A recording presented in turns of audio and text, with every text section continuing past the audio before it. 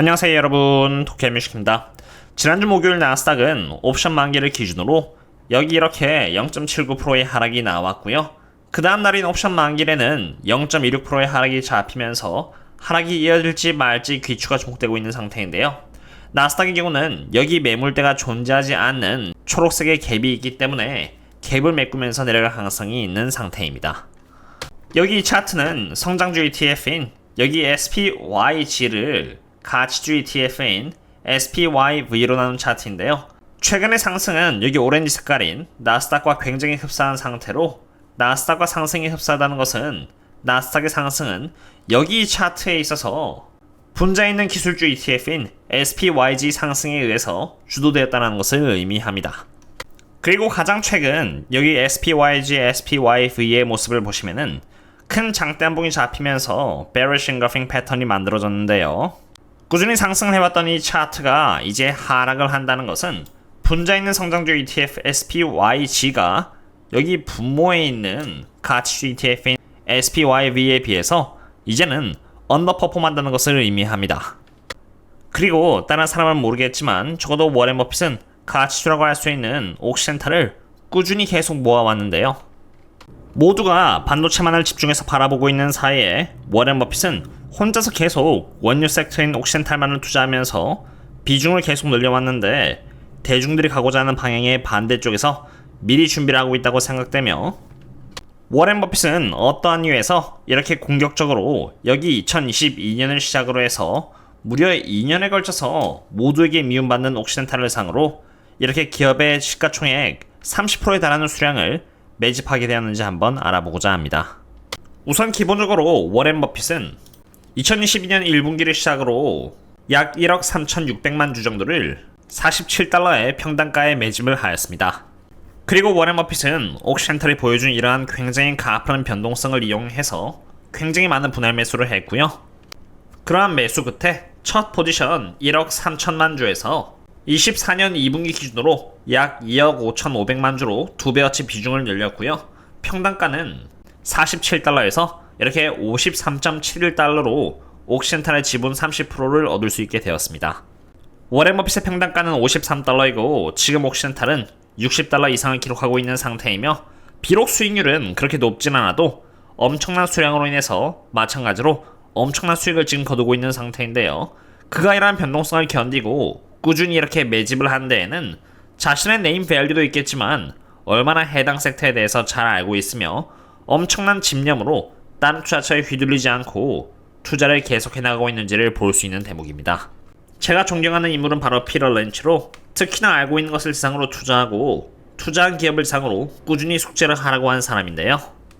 이렇게 8번에서 10번에 가까운 변동성을 보여준 옥시덴탈을 지상으로 워렌 버핏이 꾸준히 50달러대 분할 매수를 해서 비중을 늘릴 수 있었던 이유는 그가 원유 섹터에 대한 숙제를 얼마나 철저하게 해왔고 해당 섹터에 대한 근거가 전혀 바뀌지 않았음을 보여주는 하나의 결과물이라고 생각되는데요. 저 또한 원유 섹터를 상으로 오랜 기간에 걸쳐서 투자를 해왔고요. 다른 섹터 대비해서 더 많이 알고 있는 만큼 원유 쪽에 많은 비중을 잡고 있고요. 그런 만큼 저 또한 매일 숙제를 하면서 꾸준히 투자를 이어나가고 있는 상태인데요. 그렇다면 어떠한 이유에서 그가 이렇게 비중을 늘리고 있는지에 대해서 또 한 번 더 새롭게 업데이트를 해보고자 합니다. 우선 기본적으로 저는 45% 저평가된 이 기업을 상으로 비중을 굉장히 크게 잡고 있는 상태이고, 최근 유가가 하락을 했을 때 공격적으로 대응을 해서 수량을 늘렸고요. 평단가 또한 많이 낮춘 기업인데요. 제가 해당 기업을 상으로 집중 투자를 하고 있는 이유는 45%의 업사이드를 갖고 있다는 것도 매력적이지만 그와 동시에 내부자 매수가 있었고 오랜 기간에 걸쳐서 이 기업이 인수나 매각을 통해서 비즈니스 모델을 잉여 현금 흐름이 많이 발생될 수 있도록 자산을 재배치하는 데 성공을 했고요. 지금 벌어들이는 잉여 현금 흐름, 즉 프리 캐시 플로우의 60%를 배당 혹은 차사주 매입의 방식으로 주주 환원을 하고 있고 75%까지 늘릴 계획이며 4%에 가까운 배당까지도 지급하고 있기 때문입니다. 물론 옥시덴탈에 투자하는 것도 좋은 방법 중 하나이지만 주주 환원율이 여기가 더 높고요. 펀더멘탈과 업사이드 또한 이 기업이 더 좋다고 판단해서 저는 이 기업에 집중 투자를 하고 있는 상태인데요. 어차피 두 개 기업 모두 동일한 원유 섹터에 위치해 있기 때문에 정말 중요한 것은 결국 유가의 전망을 올바르게 바라보는 것이고, 그렇게 하려면 피터 린치가 말을 했듯이 지독하게 해당 섹터를 상으로 내가 주주인 만큼 열심히 숙제를 해야 한다는 것입니다. 우선 기본적으로 제가 집중 투자하고 있는 에너지 섹터는 밸류에이션 관점에서 이렇게 1.65로 투자하기에 가장 업사이드가 높음을 보여주고 있는 섹터입니다. 모든 분들이 잘 알고 계시는 PE 멀티플을 기준으로 바라보면은 텍 섹터는 지금 38배인 상태인데 S&P 500의 PE 멀티플이 24배이니 당연히 고평가를 받고 있다는 것을 볼 수 있는 반면 에너지 섹터는 S&P 500의 PE 멀티플 24배의 절반 정도인 여기 12배에 이렇게 거래가 되고 있는 상태로 가장 저평가임을 보여주고 있는 상태입니다. 빨리 단타를 치거나 모멘텀을 추종하시는 분들께는 시장으로부터 가장 높은 매력도를 발산하고 있는, 다시 말해서 고평가를 받고 있는 여기 텍 섹터가 적합하겠지만 시간을 무기로 삼고자 하며 수량을 빌드업해서 1년에 한두 번 정도만 수익 실현을 하고자 하는 분들은 저평가 예상으로 투자하는 것이 나은데, 저의 경우는 에너지 섹터에 대해서 잘 알고 있고 숙제도 꼬박꼬박 매일 하고 있고 비중도 사실 단타를 칠 정도로 짧게 왔다 갔다 하는 게 아니라 큰 비중으로 1년에 두세 번 정도를 매매하기 때문에 저에게 알맞은 섹터는 바로 에너지 섹터인 것입니다. 이렇게 저평가를 받고 있는 에너지 섹터를 상으로 포지션을 잡는다는 것은 우선 고평가가 아니기 때문에 고점, 즉 꼭대기에 물릴 가능성은 현저히 떨어진다고 보시면 됩니다. 물론 경기 침체가 온다면 다른 이야기긴 하지만 경기 침체가 올지 말지는 아무도 모르며 경기 침체가 온다면 살아남을 수 있는 자산은 채권 빼고는 거의 없다라고 보면 되고요. 경기 침체가 온다면 워렌 버핏 또한 엄청난 피해를 본다라고 보시면 됩니다. 물론 경기 침체가 풀리고 다시 경기가 회복하는 과정에서 가장 빨리 회복하는 섹터 또한 에너지 섹터이므로 얼마나 꾸준히 숙제를 잘 하시면서 멘탈을 잡냐가 중요하겠습니다. 그럼 이제 원유 기업들의 기준이 되는 유가를 한번 보고자 합니다. 워렌 버핏이 옥시덴탈의 지분 30%를 가까이 취득한 것은 여러 가지 이유가 있겠지만 결국 주가가 오를 것이라고 판단해서입니다. 다른 이유는 없습니다.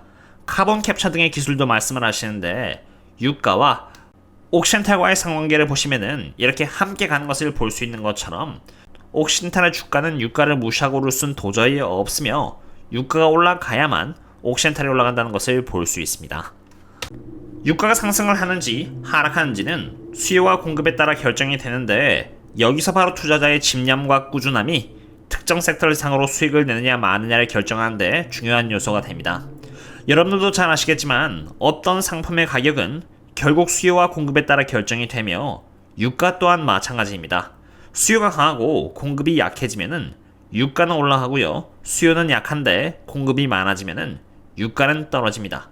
코로나 때 전 세계 경제가 셧다운 되어 버리자 순식간에 수요가 떨어졌고 공급은 갑자기 줄일 수가 없었기 때문에 원유 선물이 마이너스까지 가게 된 것입니다. 그래서 수요와 공급을 판단하는 것이 굉장히 중요한데 공급에 있어서는 큰 축을 담당하고 있는 국가는 단연코 사우디입니다.